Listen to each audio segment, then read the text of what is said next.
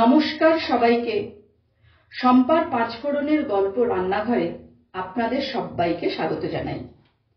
যারা ফেসবুক থেকে দেখছেন তাদের ফলো, আর যারা ইউটিউব থেকে দেখছেন তাদের লাইক, কমেন্ট, শেয়ার ও সাবস্ক্রাইব করার অনুরোধ জানাচ্ছি। আজ আমি আপনাদের জন্য নিয়ে এসেছি একটি south Indian dish, dosa. Dosa আমরা কম বেশি অনেকেই খাই বা ভালোবাসি। আমি যেভাবে বানাই আসলে সেটা অনেকটাই ক্রিস্পি এবং অনেক সহজ পদ্ধতিতে, সেটা আপনাদের সাথে আমি শেয়ার করছি। এই দোসা বানাবার জন্য আমি এখানে নিয়েছি সোনা মুসুরি চাল। এই দেখুন, আমি এই সোনা মুসুরি চালটা নিয়েছি, আর নিয়েছি ভাঙা কলাইয়ের ডাল। আপনারা গোটাও নিতে পারেন, আমার কাছে ভাঙা এই কলাইয়ের ডালটা ছিল তাই এটা আমি নিয়েছি। এই যে কাপ, এই কাপের 3 কাপ চাল আর 1 কাপ ডাল আমি সারা রাত ভিজিয়ে রেখেছি। সেটা আপনাদের দেখানো হয়নি কারণ এটা তো অনেকক্ষণ ধরে ভিজবে। এই যে চাল আর এই ডাল, এবার এই কাপের নিয়েছি 1/2 কাপ মতো সুজি। এবার এগুলো আমি একসাথে সব পেস্ট করে নেব।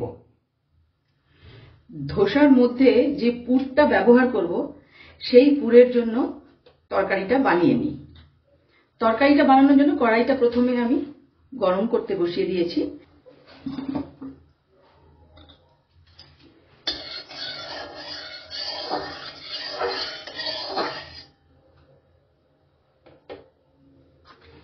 এবারে এর মধ্যে দিচ্ছি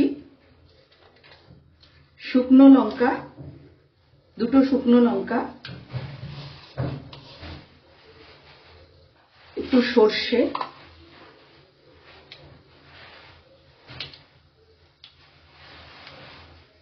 ও কিছুটা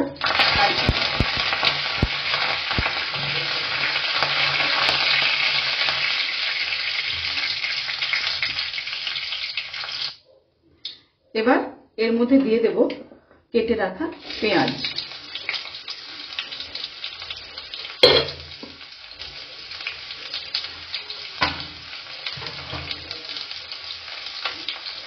পেঁয়াজটা একটু ভালো করে ভেজে নেব।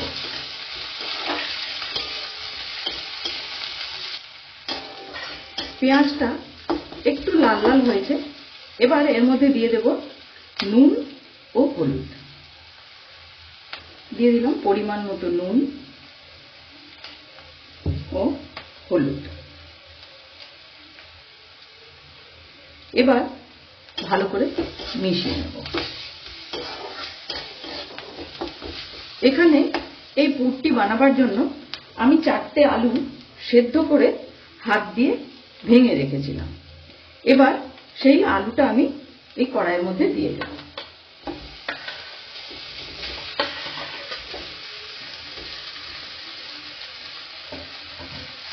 এবার এটা ভালো করে মিশিয়ে নেব।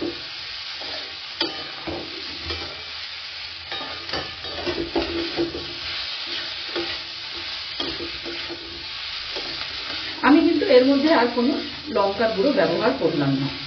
একটা ছোট কাঁচা লঙ্কা কুচি কুচি করে এর মধ্যে দিয়ে দেব। এবারে একটু জল দিয়ে দেব এর মধ্যে।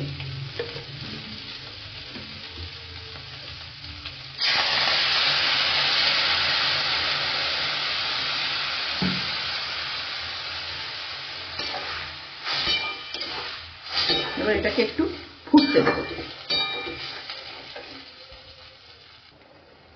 তরকারিটা বেশ সুন্দরভাবে ফুটে উঠেছে। এবার এর মধ্যে দিয়ে দিচ্ছি কুচো করে রাখা কাঁচা লঙ্কা। এবার এটা মিশিয়ে নেব। এই অবস্থাতেই কিন্তু এই তরকারিটা আমি নামিয়ে ফেলবো। এবার তৈরি করে নেব ধোসার সাথে খাওয়ার যে চাটনিটা। কড়াই গরম হয়ে গেছে। এবার এই গরম কড়াইয়ের মধ্যে আমি দিয়ে দেব এই ছোট বাটির 1 বাটি কাঁচা বাদাম। বাদামটাকে এই শুকনো খোলায় আমি নেড়ে নেড়ে ভেজে নেব।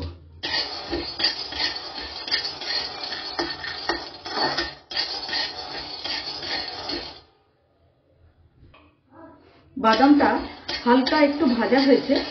এবার এর মধ্যে দিয়ে দেব এই ছোট বাটির আর 1 বাটি ছোলার ডাল। সেটাকে দিয়েও আমি খুব সুন্দর করে নেড়ে নেড়ে ভেজে নেব। মিক্সার জারের মধ্যে আমি দিয়ে নিয়েছি ছোলার ডাল ও বাদাম, যেটা আমি কাঠখোলায় নেড়ে নিয়েছিলাম।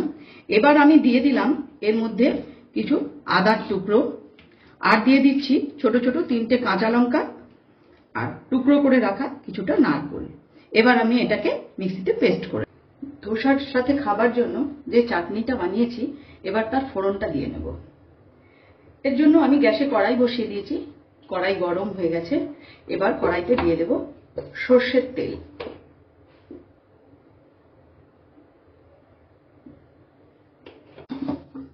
এবারে এর মধ্যে দিচ্ছি শুকনো লঙ্কা, 2টো শুকনো লঙ্কা, একটু সর্ষে,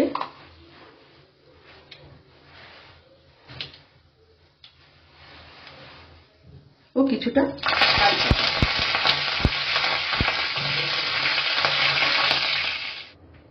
যে ব্যাটারটা আমি করে রেখেছিলাম 7-8 ঘন্টা আগে, সেটা এবারে দেখছি। দেখুন কত সুন্দর এটা খামির উঠেছে, মানে ফার্মেন্টেশন হয়েছে।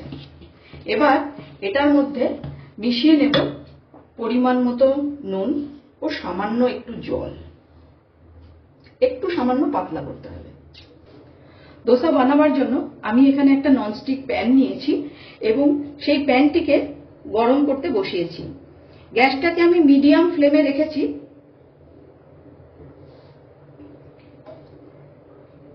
প্যান গরম হয়ে গেছে। এবারে এর মধ্যে দিয়ে দিচ্ছি একটু জলের ছিটে, দেওয়ার সাথে সাথেই এটাকে মুছে নিচ্ছি। এবারে আমি দিয়ে দেব ব্যাটার।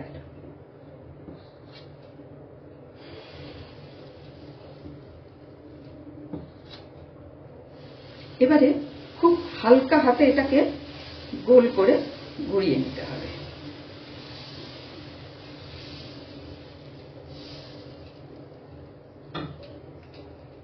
ফ্লেমটা কিন্তু মিডিয়ামই থাকবে। এবারে এই ওপর থেকে আমি একটু এভাবে একটু চামচে করে তেল ছড়িয়ে দেব।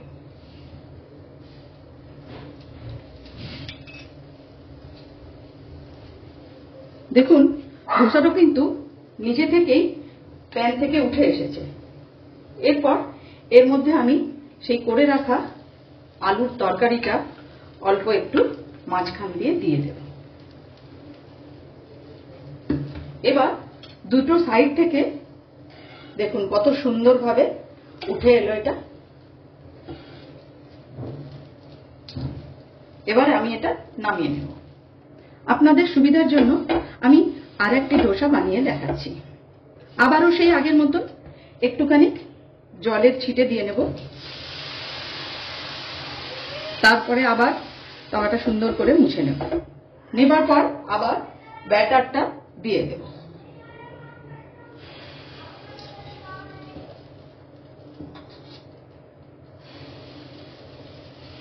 আবারও সেই সুন্দর করে হালকা হাতে এটাকে ঘুরিয়ে ঘুরিয়ে বড় করে নেব।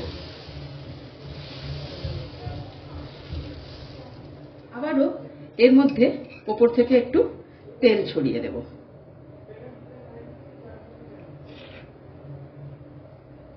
গ্যাসের ফ্লেমটা কিন্তু মিডিয়ামেই আছে।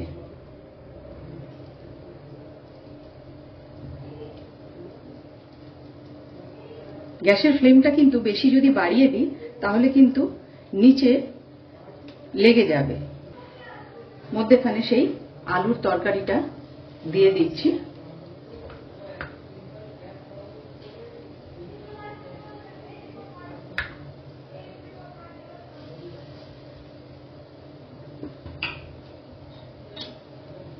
দেখুন কি সুন্দরভাবে উঠে এসছে।